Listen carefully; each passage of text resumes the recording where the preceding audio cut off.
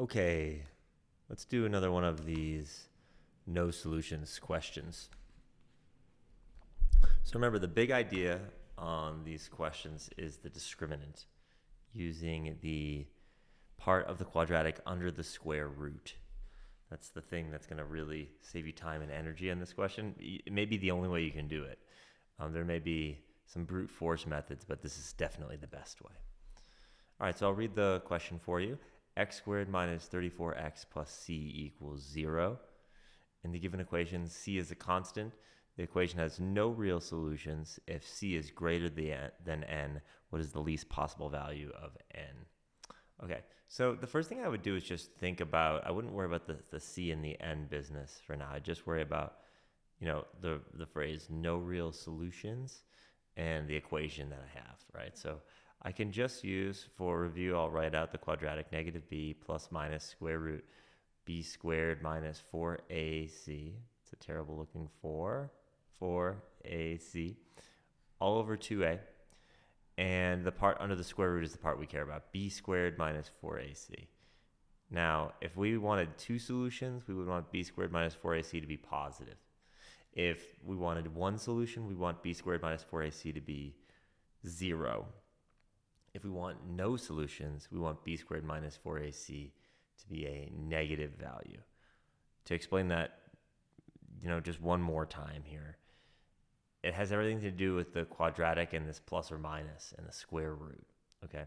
If you have the square root of a positive number, you get a real value. The square root of 25 is 5.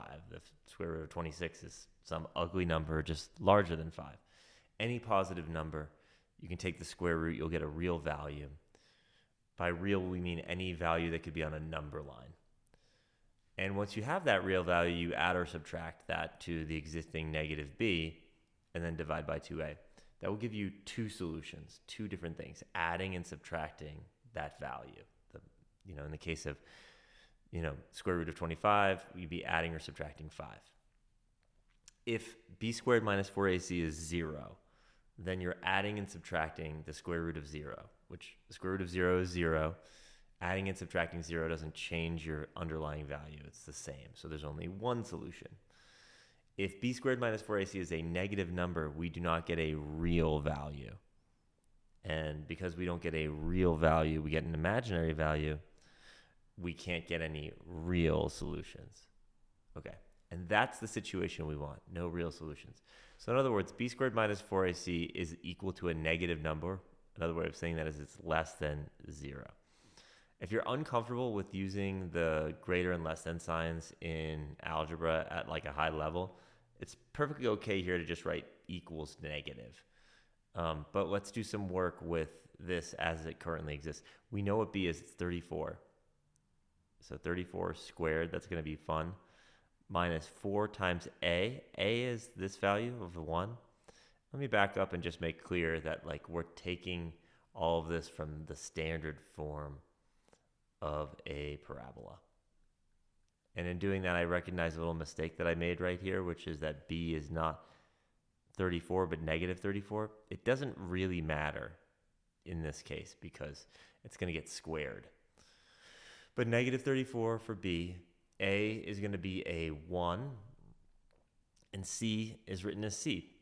We've seen questions on the SAT where c is, a, where they write an a here, which would make things not any harder, but certainly easier to get wrong, right? That wouldn't be any change in the sophistication of the math, but it would be something that people could easily mess up. So this one's a little bit more straightforward in that way, and we want this to be less than 0. So 34 squared, I'm going to get rid of that negative now because it doesn't matter. And then I'm going to add 4c to the other side. To get 34 squared is less than 4c. That's adding negative 4c to the other side. Right? Now I can divide by 4. So whatever 34 squared divided by 4 is less than c. So what I'll do, I'll go just to, you could obviously use your calculator for that, no doubt, right? But I wonder if there's some things I could do without a calculator that might show you some rules of exponents worth studying, right? So 34 It's not a multiple of 4, but it is a multiple of 2. Right? 34, I'll go up here and say, 34 squared is equal to 2 times what? 17, right? Squared. Okay. So that over 4. And I'll go down a line here. That's the same thing as saying 2 squared times 17 squared divided by 4. Lo and behold, 2 squared is 4. Okay, so we could say, I'll go down one more line here. 17 squared is less than C. Now that can be simplified. I'll go up here because I'm running out of space. 17 squared is less than C, and 17 squared is 289. You could use a calculator for that, of course. Do enough of this math and you just know that kind of thing. 289 is less than C. Okay, so now I've got some solid mathematical work done here, and now I'll go up and remember what they're asking. They're saying C is greater than N. Okay. What is the least possible value of N? The least possible value. Interesting. Well, C is greater than N. C is also greater than 289. Let me just write this in reverse. C is greater than 289. And C is greater than N. What is the least possible value for N? Okay. Now, that language is confusing. You heard me kind of pausing there. I believe if we have no solutions, we know that C has to be bigger than 289. Okay.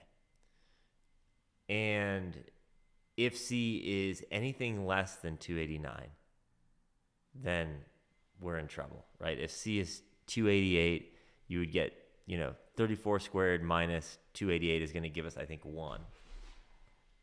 Or, 34 squared minus 4 times 288 is going to give us 4, actually. The point is that if C is any smaller than this, we get a solution, right? This has no solutions if C is less than N. So N is our 289. And some of you might be thinking that that was like super obvious, and maybe it was.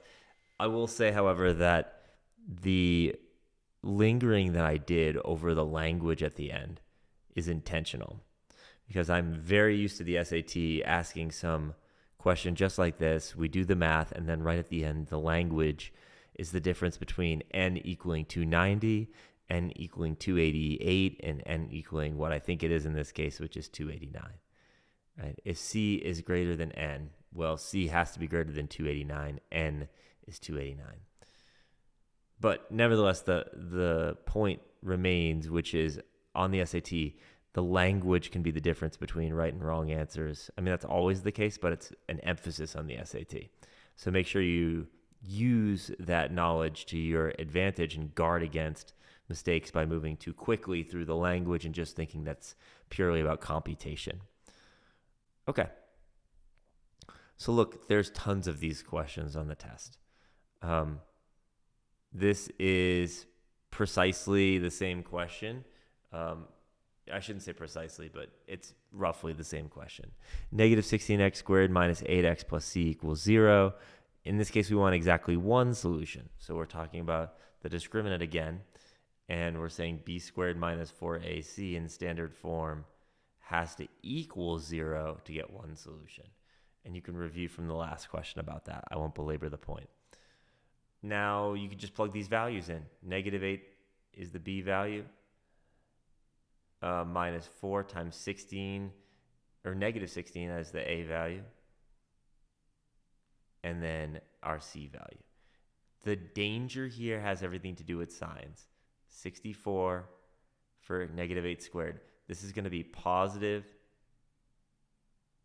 64 c equals 0. Turns out C must be -1. Right? You could finish that out, of course. Am I mistaken? 64, C is going to be +1 equals -64C. And then, of course, C is equal to -1. Sorry, just wanted to make sure. Dividing both sides by -64 gives us -1 equals C. Okay, great. So, again, lingering over details at the end to make sure that you get the points that you deserve. I'm going to skip any more that are like that. If we'll talk about solutions in other contexts, but if it's just straight up the discriminant, I think there's other things for us to work on. How many distinct real solutions does the given equation have? Okay. So the equation is quantity x minus 1 squared equals -4. And this is a question that I want you to be able to recognize the truth right away. Instead of, if you go and do a bunch of computation, it might look like there's multiple solutions. I'm not sure. Let's see what happens. If we do x minus 1 quantity squared. And again, this is me doing some work to show you what might happen if you don't notice something that I've already noticed. Okay, so x minus 1, a good rule for squaring binomials is to write out the two binomials, to write it out twice and do the foiling method. That will ensure that you don't make a mistake, particularly with the middle value. X squared minus 2x plus 1 equals -4. I did foiling there to be clear. We've got two groups of -1x as well as -1 times -1 for +1. Okay, so now look, if you want to solve in the way that we've seen previously, we would add the 4 over to get 5 and say this is now a quadratic in standard form. And we could apply b squared minus 4ac. B squared -2 squared minus 4 times a, which is 1, times c, which is 5. And this is 4 minus 20. This is to be clear, this is not the same equation. This is b squared minus 4ac. And that equals negative, in this case, what? -16. A negative value means no solutions. There's a faster way to do this question, but that's the sort of approach we've used with the discriminant. The faster way is to just recognize that we have a square, x minus 1 quantity squared, equal to a negative number. And that can't happen. Anything squared is positive or 0, right? So there can be no solutions to this equation. And that's something that you could see at the beginning. I do want to mention that, depending on how you're doing on the test, it may be worth it to do the math anyways, right? Just so that you don't fall into a theoretical trap.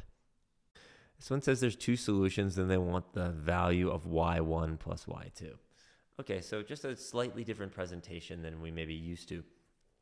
But what we have is a system, and the move when you have systems is to get them in terms that you could either substitute or combine equations. In this case, we have a parabola in standard form. We can put our line in standard form. It's important to be able to recognize that if you don't have anything getting squared or cubed, if the highest degree exponent is a 1, right, and those 1s aren't usually written, x to the 1, y to the 1, then you have a line, right? So put it in your standard y equation, or your line equation, y equals mx plus b. So I'll subtract x and I'll subtract 1. There's our equation. Okay, so we have two equations. We have our parabola and we have our line. We can set them equal to each other. -1, negative x minus 1, that is a value equivalent to y in the system. And it's equal to this value that is equivalent to y, right? If y equals this and y equals this, then these things equal each other, right? Now we can move some things around. I'll add x to both sides, gives me 3x. I'll add 1 to each side, it gives me 2. Now I can try to factor this, and indeed it is factorable. When you're not sure about factoring, it's usually because you're not used to moving in methodical steps. Step 1, this sign. This sign tells you if it's positive, you have two of the same signs. I don't know if those signs are positive or negative, but they're the same. If this sign were a negative, I could just put a plus and a minus, because the only way to get a negative third term is to multiply a negative times a positive, right? So in this case, it's positive. I don't know what goes here and here then. I just know it's the same. It's either two positives or two negatives, two pluses or two minuses. This sign confirms to me that they're two positives. If it were negative 3x squared, we would get two negative signs, right? So here I'm going to put my two positives, and then I say to myself, what multiplies to be 2? The only thing that could work is 2 and 1. It also adds to be 3. So that was a kind of an easy one, but I just wanted to slow down and mention if you're feeling shaky about factoring, it's usually because you're not doing these things in small steps. You're trying to combine steps. So what are the two solutions? Well, x equals negative 2 and x equals negative 1. And you better believe that this trap answer will be there every time. Why is that a trap? Because they don't want the values of x. They want the values of y. Right? So a good move is to, like, you could go back here. All of our work depends on having done this part correctly, right? But you could also go back to the original and plug these values in to solve for y. I'll solve for y here. It seems convenient enough, and I'm confident about my work. I subtracted x, subtracted 1, isolated y. I feel good about that equation. The first one is y equals our x value, which, again, there's a negative up front. Be careful about that. Negative 2 minus 1, which equals 2 minus 1, which is 1. Right? And then the other y value, it's probably not this answer. It might be, but it probably isn't. Negative, our x value of negative 1 minus 1. Oh, I go and say that, and then what do you know? Negative 1 plus 1 is 0. Our two solutions do add up. I'll have to eat my words. This is the sum of the y values. Cool. So that's a very useful question, because we can notice a really common mistake, which is what I call the eureka mistake. And what I mean by eureka mistake is, eureka, I did it. I got the x values. And they wanted one more step, right? So an awareness of that is huge. What I probably should have done when I started the question is underline what they wanted. So I'll try to do that moving forward. If I underline what they want, I'm less likely to at the end have solved for x and think I'm done, right? Okay, let's do some more. This is a good one. I think of my student Eve. The Eve rule is, if you, let me read the question. If u minus 3 is equivalent to 6 divided by the quantity t minus 2, what is t in terms of u? Okay, so I think of my student Eve here because I can tell that if I look at the answer choices, I've got to get t by itself. And of course, that means I've got to move t up here and u minus 3 down here. Right? So when I see that, I think of a student who used to get really annoyed with me moving slowly. We had a good working relationship, so she would make fun of me a little bit here. She would say, I would say, well, multiply both sides by t minus 2 over 1. Now the student works as an investment banker, by the way, or at least on Wall Street in some capacity. And then I would say, okay, so now we have t minus 2 times u minus 3 equals 6. And I would say, now we divide both sides by u minus 3. And she would get really impatient with me about this in a delightful way. Because look what happens at the end of all of that. You get t minus 2 equals 6 divided by u minus 3. Compare that to where we started. Essentially, the denominator on one side and the numerator on the other can switch places. That's the Eve rule. So the Eve rule is you don't have to do all of this work. You can just say move this one down, move this one up. Okay. So now we have a little bit more work to do to finish out. We have t, I'm gonna get rid of that parentheses and then add 2. So I still have u minus 3, and then I have plus 2, right? So I just added 2 to the other side. And then in order to actually add these together, I'll need to create a common denominator, u minus 3 top and bottom here, so that I can combine the two pieces, right? Last step is distribution. 6 plus 2u, and the thing everyone's going to mess up is the distribution. That's minus 6 all over u minus 3. Of course, now the 6 and the negative 6 combine to be 0. So 2u over u minus 3. Here's our answer. Right? Great. So the other thing you could do there, if you wanted, is you could just pick a number for t and a number for u accordingly. T is 3.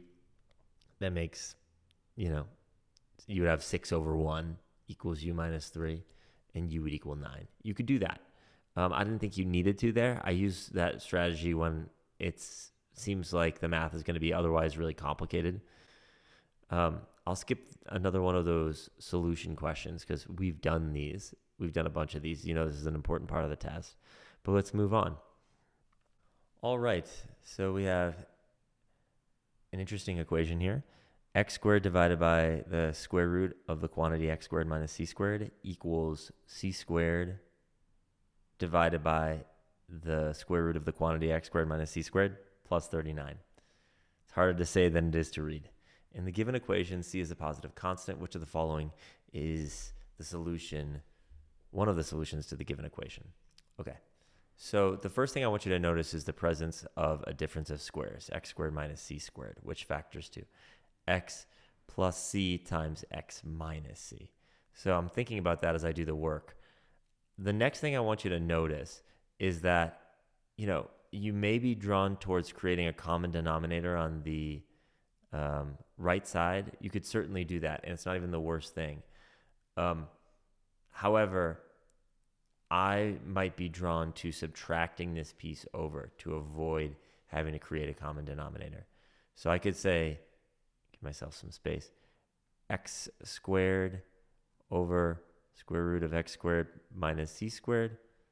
And I could subtract the other thing over, c squared divided by that square root of x squared minus c squared equals 39. So now I have my common denominator. So now I could just call this x squared minus c squared divided by the same denominator, root x squared minus c squared equals 39. And there's an important thing to just see here. It might be easier if I call this thing u. So if I'll go up here, x squared minus c squared, let's call that u. Okay, well, then what I have at this level is u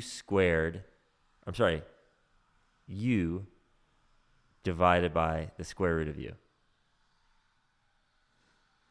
It would be even easier. Let me show you what I mean. If you can't see this here, one way of seeing this is u to the 1 divided by u to the 1/2. And subtracting exponents gives me u to the 1 minus 1/2, or u to the 1/2. That's a key fact. Here's another way of explaining it, because different ways can make sense to different folks at different times. So what if I called u the most complicated thing? X squared minus c squared square rooted. Let's call that u. Okay. Well, then squaring both sides would give you x squared minus c squared equals u squared. Now think about down here. If that's the case, my numerator is u squared, my denominator is u, and that equals 39. That now lets me know u squared divided by u is just u. U equals 39. Okay, why does that matter? Because now I can simplify. I can now say my job is to solve for x, right? This essentially simplifies to, if I went back to the form that was given, x squared minus c squared equals, the square root of all of that equals 39. Right? And if that's the case, then I could square both sides. X squared minus c squared equals 39 squared. I can add c squared to both sides. So I could say c squared plus 39 squared equals x squared. And taking the square root of both sides would give me x equals plus or minus the square root c squared plus 39 squared.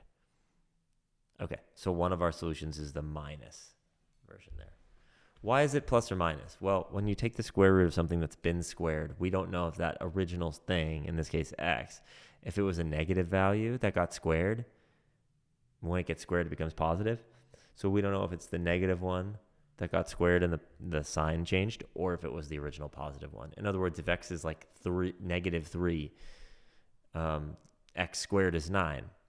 So if you're given x squared is 9, you don't know if x was positive or negative 3. Or both, right? Both are possibilities. Okay, this is another common one. We have a system of equation. One is a line, one is a parabola. The first thing I'm going to do is turn the line into the mx plus b format so that I can talk about slope and intercept. There I have it. And then the same thing for the parabola. Y equals 2x squared minus 341. Okay. So just checking my math that I did that correctly because everything depends on that. Now, a system of equations, you just set these equal to each other. We want the possible value for x. It's kind of nice. If they were asking for y, we'd have an extra step. We've seen that in the past. We don't have that in this case. 2x squared minus 341 equals negative 8x minus 11. To be clear, y equals this thing and y equals that thing. The solution to the system is when those things intersect or equal each other, right? So now I'm in quadratic territory, so I bring everything over to set it equal to 0. Let's talk about why that is. If I add 11 here, I should get negative 330. Okay, why do we set this equal to 0? One of the ways to consider it is that, like, here's a simple way to think about it. If you have something that bends, we want to pin it down to a place where things are a little bit clearer to see, right? There's less dynamics at play when one of these things is equal to 0. That's one way of describing the situation. Remember that this is the key with quadratics, is in most cases you want to set them equal to 0. And then you can use factoring. That's one reason why we like to do it. Because, if we factor elements and we could say either of those elements equals 0, right? Then we should be good. I wonder if this is factorable. My first move would be to pull a 2 out. And I could go to the quadratic equation if this doesn't work. Let's see, x squared plus 4x minus, can I pull? I should be able to pull this out again. Maybe I can, oh no, that'll be it. Okay, so 330, 150, 165. You might be saying, like, why would you try to factor that and just do the quadratic? Well, I don't know. I mean, we'll see if it's factorable. The thing is, I think it's probably factorable because the answers are nice numbers, right? So if it wasn't factorable, you would imagine that the values of x would have, terrible decimals or square roots or something in them. It's not that bad of a factoring situation. I don't know what the answer is yet, but I do know that this negative sign lets me know I have one positive and one negative. This positive 4 lets me know that the bigger number goes here and that they're not far apart. They're only 4 units apart. So two numbers that multiply to be 165. Let's see. 10 times 10 is 100. So what about, like, it should end in a 5, right? So what if I had like a 15? That's one of the answers. And what would be the other number that multiplies that? 10, 11, 12, 13? I'm sorry, yeah. 150 times 10, 15 times 10 would be 150. 15 times 13? But this is not going to give us the math we want. Well, hold on. That would have to be, just to be clear, 15 in order to get the positive 4, I would need to have negative, 11? Oh, that does work. Okay, my apologies. I kind of looked at these answer choices and was like, I think 15 is going to work. I need a 5. I need a 5 to get a multiple of 5 here, right? I needed to get a 165, I needed a 5 in one of my factors. Okay, so there we have it. A little bit of stumbling, but we have it. Now, the values of x are x equals negative 15 and x equals positive 11 because those are the values that make the factors equal to 0. That's an easy mistake. That's why people are going to pick this one. Great. And there we have it. There's our answer. Okay, this is a classic question. It asks for the sum of the solutions to the system of equations, or to the equation, my bad. Okay, this is a classic. It asks for the sum of the solutions to the equation. Okay, so let's distribute. I have a really easy method for this. I just have to set it up. So 4x squared minus 28x. Pay close attention to distribution. That's where things go wrong for folks. Now I'm going to bring everything over to one side or the other. Because I like positive numbers, at least some positive numbers, I'm going to bring these things over. That's kind of silly because it's more work, but I'm already doing it. Subtract x squared, get 3x squared. Subtract x, get negative 29x. Add 56. Right, I've moved everything over to one side. We always do that with quadratics. Now, you could try to actually get the solutions here. It would be a lot of work. Let me demonstrate that work so I can show you what you really care about next. Okay, so I'm going to write this as if I'm doing the quadratic equation. For refresher, here's the quadratic, negative b plus or minus square root b squared minus 4ac over 2a. You want to have that memorized on the test. Solution 1, solution number 1 could be written as positive 29 over 2 times 3. I won't do all the math.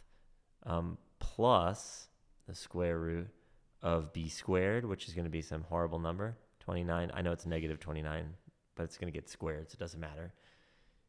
Minus 4 times 3 times 56. My goodness. This is such a classic, and you'll see why in a second. Over 2 times a, which is 3. 2 times 3. Now look, people usually write it all over 2a. You'll notice that I'm writing it not all over 2a. You'll see why in a second. There's solution 1. We're going to add to that solution number 2. And I'll write the big plus sign here. And then the same thing. The first term's the same. B squared. Negative b over 2a. And then the second term is the same too, except that minus sign. Right? Now look. I could do all of that math, or I'm still writing it, or I could recognize that I've got 4 pieces. These 2 are the same. They add together to 2 of those pieces. 2 times, let me use black for the actual calculation, 2 times 29 over 2 times 3 is 6, right? So 2 of those. And we have 2 of these, except one of them is a positive, big complicated mess, and the other one is a negative, big complicated mess. Whatever it is, add it and subtract it, they're going to cancel. This will simplify 2 times 29 all over 6, which simplifies to 29 over 3. Now, there's a way easier way to do this question.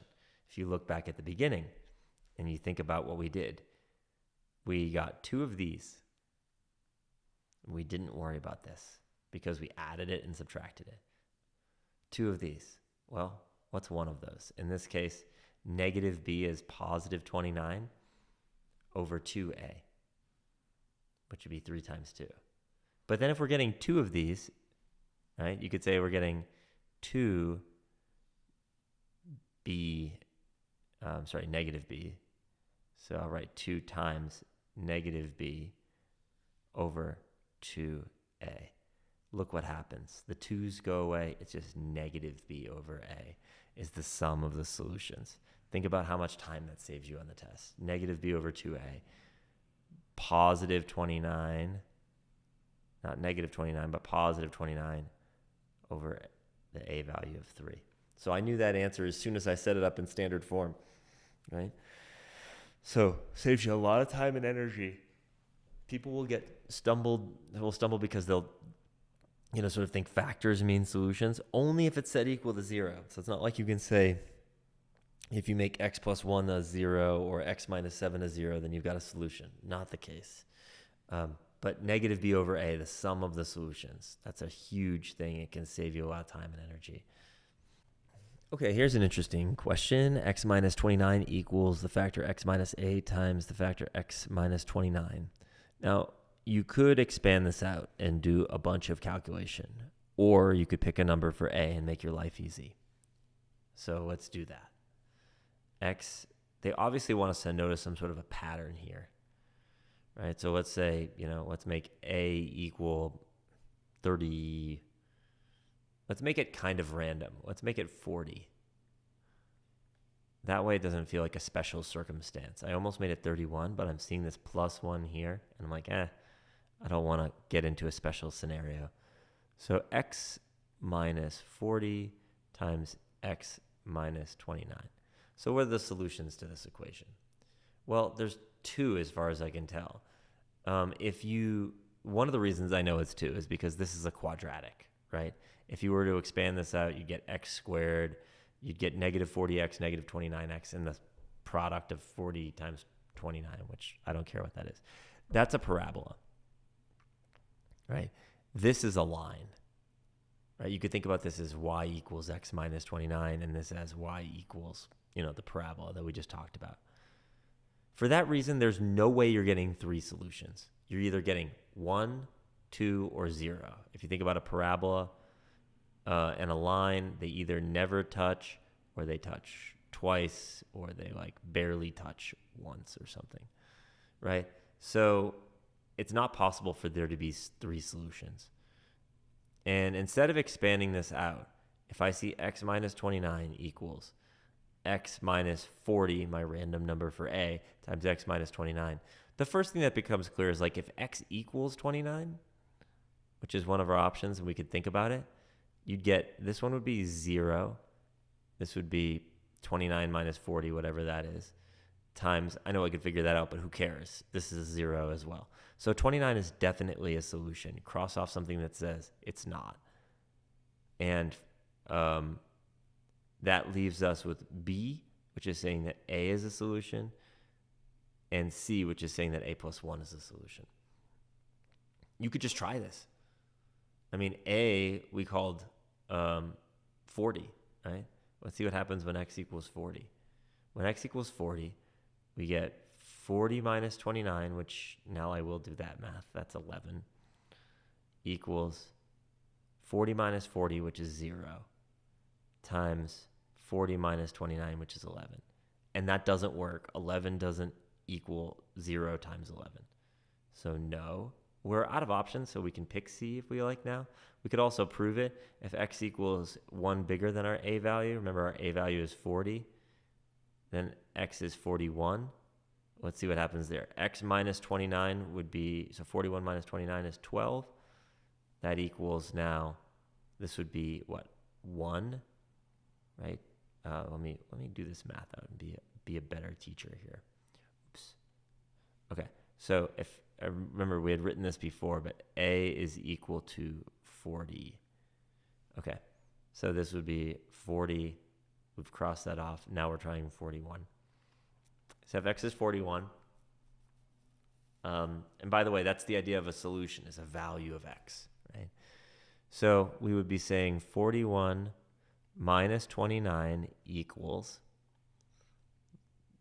41 minus our a value of 40 times 41 minus 29.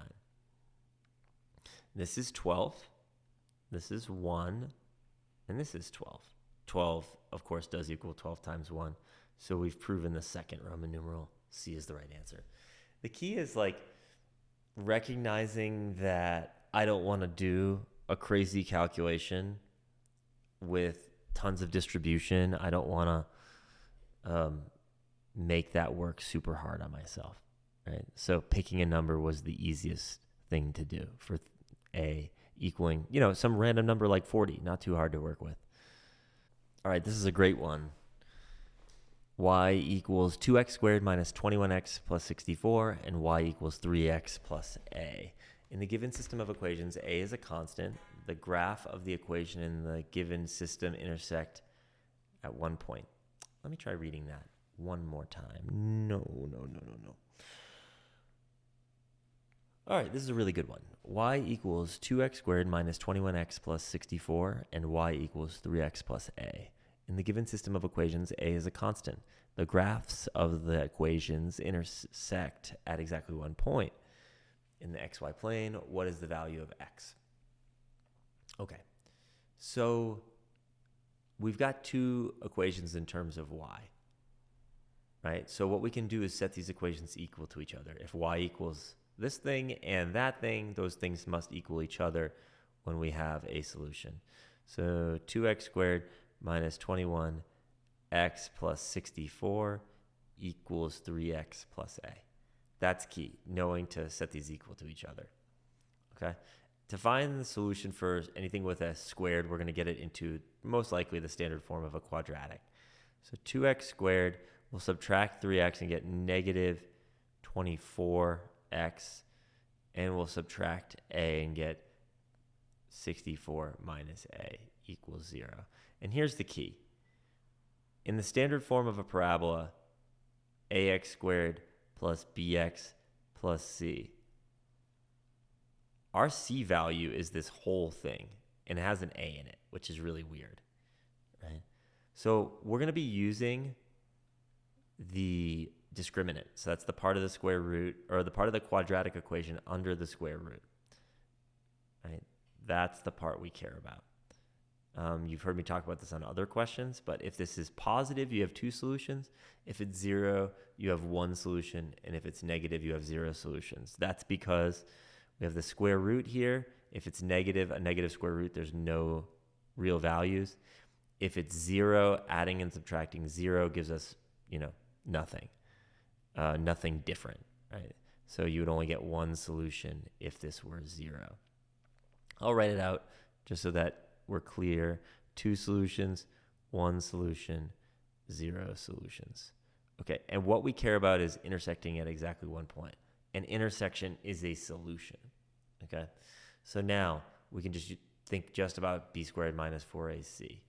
b squared negative 24 squared minus 4 times a, which is a 2, times c, which is this complicated 64 minus a. We want this to have one solution, so we want it to equal 0. Okay, so 24 squared, not my favorite calculation. I could do it. 144 times 4, 400, 560, 576, I believe. Minus 8 times 64 minus a.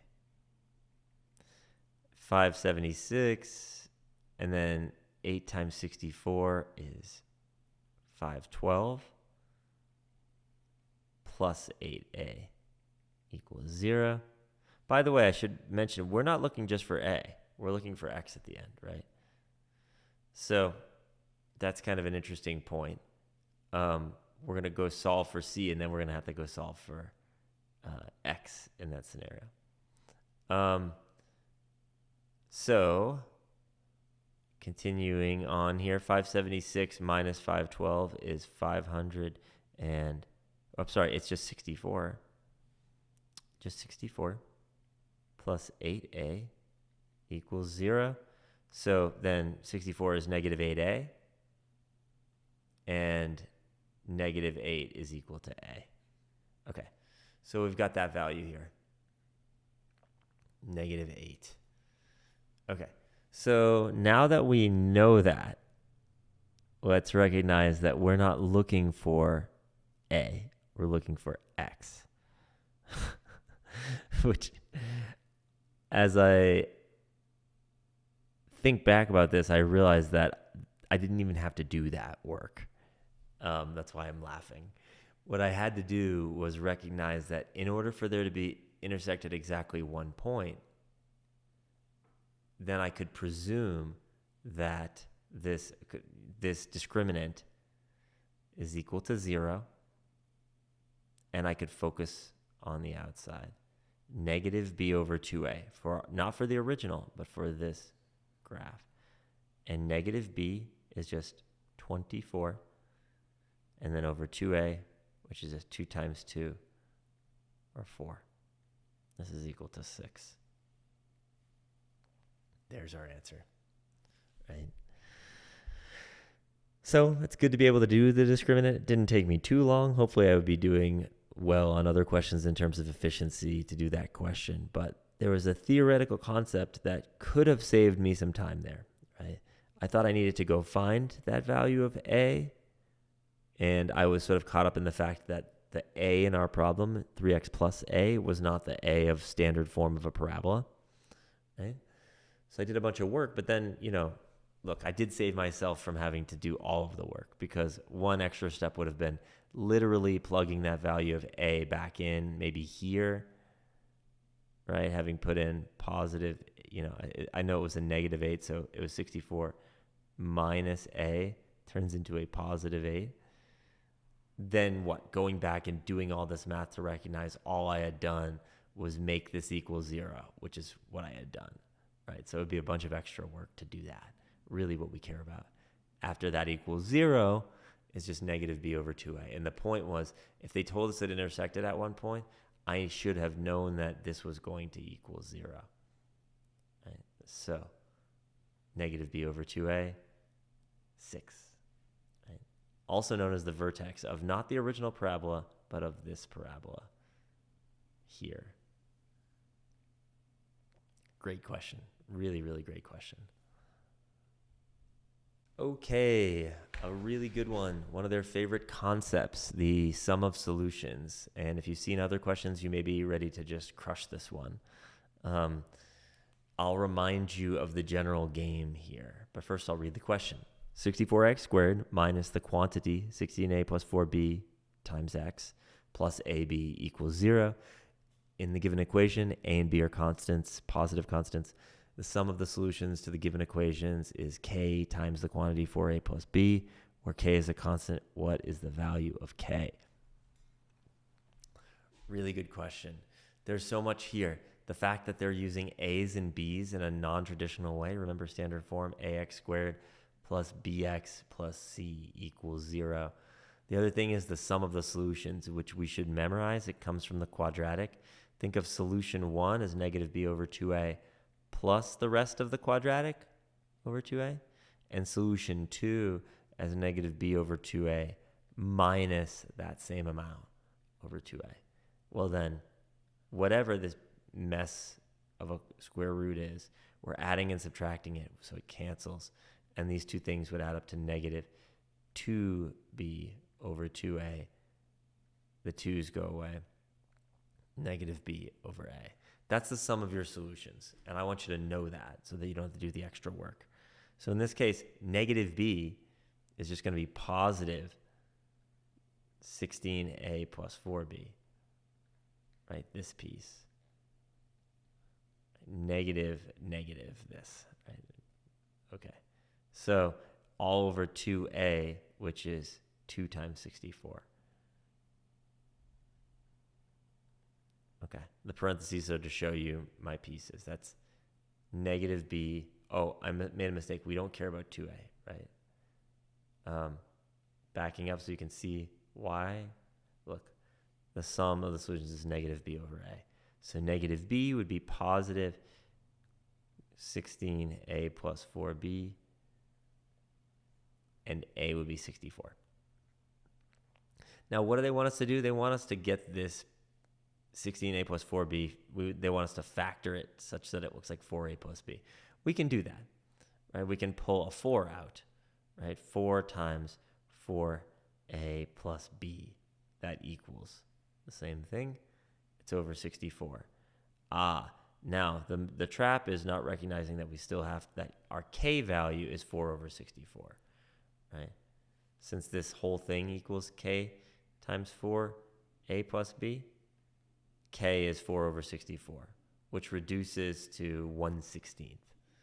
So k is 1/16. 4 over 64 equals 1 over 16.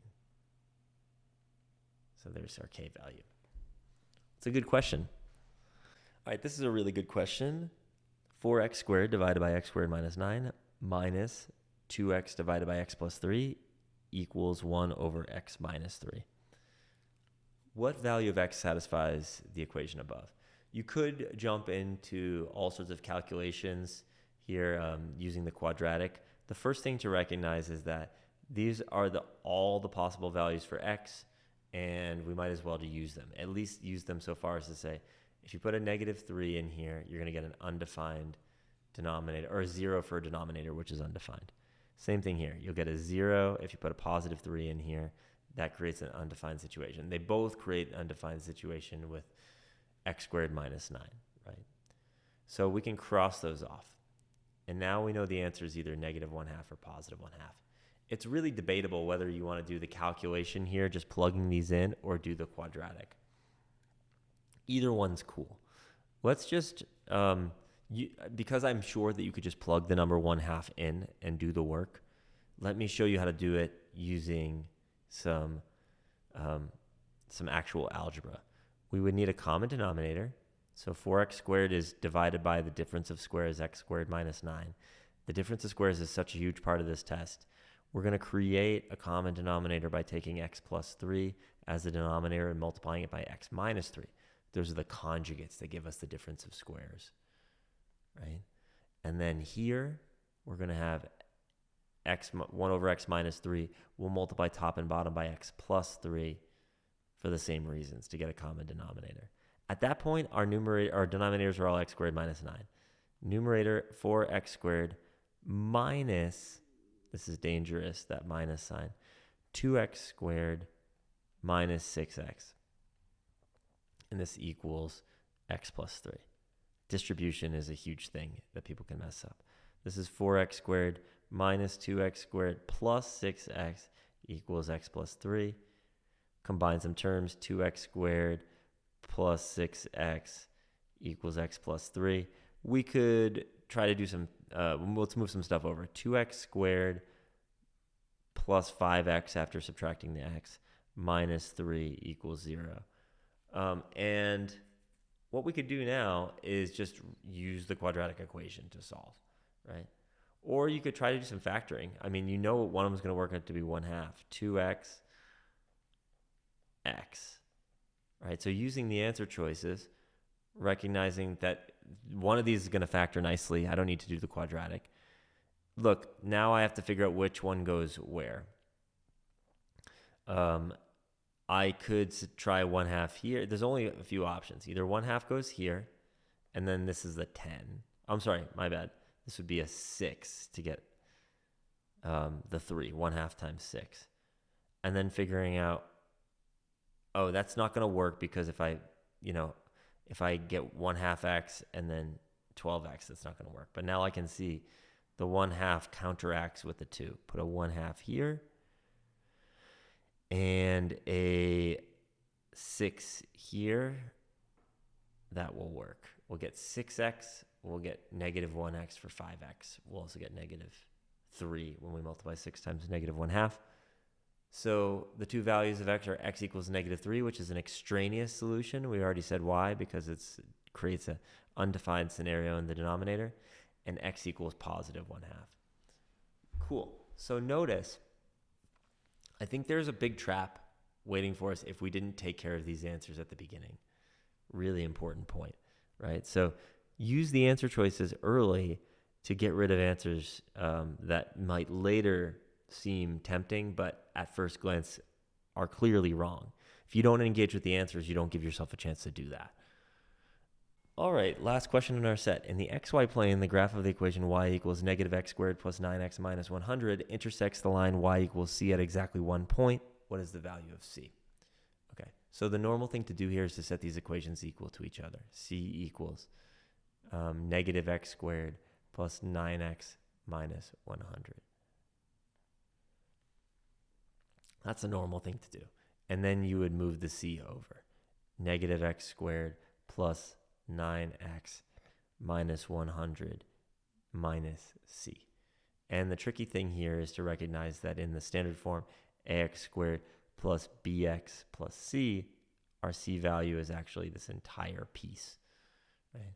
So when we use the quadratic equation to go further in this, we recognize that to find one solution, we usually use the discriminant, which I've poorly written there, but b squared minus 4ac. This is the discriminant. It tells us the number of solutions. If it's positive, 2 solutions. If it's 0, there's 1 solution. And if it's negative, there are 0 solutions. We want 1 intersection point, 1 solution. So you could just run this math now. B squared is 81 minus 4 times A, which is a negative 1, times C, that's a dangerous moment, by the way, times C, which is a negative 100 minus C. We want exactly 1 solution, so we want this to equal 0. 81, I'll do this and call that positive 4 times negative 100 minus C equals 0. 81 minus 400 minus 4C equals 0.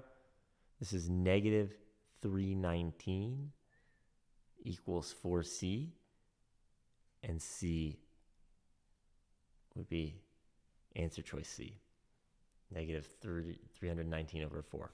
There is another way of doing this worth recognizing. Because we have a parabola which opens, it doesn't matter where it opens, but it does in this case open down.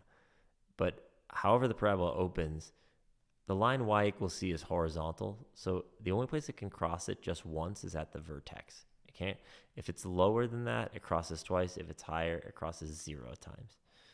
So it has to hit the vertex. The vertex, the x-coordinate at least, is negative b over 2a, the outside of the quadratic equation. Negative b over 2 times negative 1. So that's just equal to 9 over 2. Now, this answer has something to do with that. The thing is, you would still have to take this value and plug it back in to this equation. We know the x value of the vertex. We'd have to go find the y value of the vertex. Right? So that would require an extra step. Of course, you could do that, right? The square, the negative square of that is going to be negative 81 fourths, and then you're going to add 81 halves, and then subtract 100, and you're going to get right back here. So both methods work. I think the discriminant is maybe a little bit faster in this case. I hope that was helpful. More to come.